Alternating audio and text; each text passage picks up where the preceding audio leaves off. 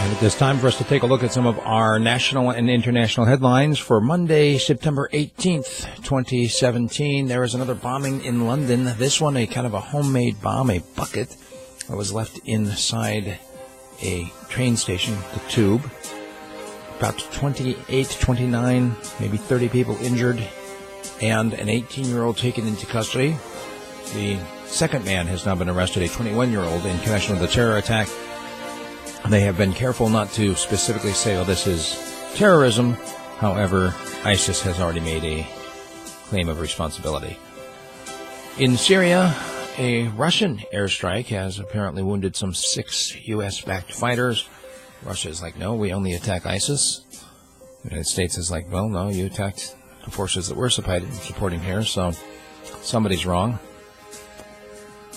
In Brussels, the airport there has deported a Danish woman who was wearing the niqab. Now, the niqab is basically like the burqa without the face veil. The face veil is the burqa is the full body covering plus the face veil. The niqab is everything except the eyes.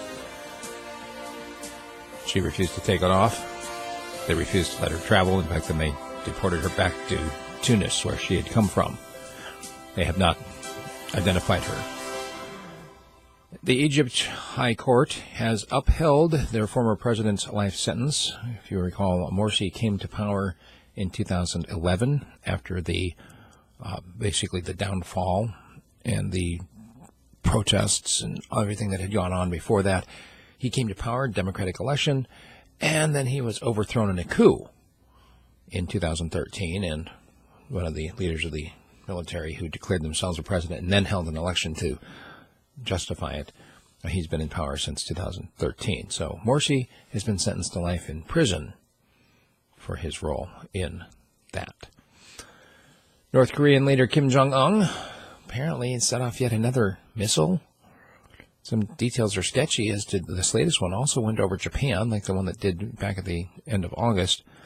And it's got, well, quite the reaction here with Donald Trump blasting Kim Jong-un as Rocket Man. So he's referring to him on Twitter, going for the cheap laugh. Apparently works. St. Louis, an officer who shot Anthony Lamar Smith 5 times, point-blank range, has now been cleared of murder.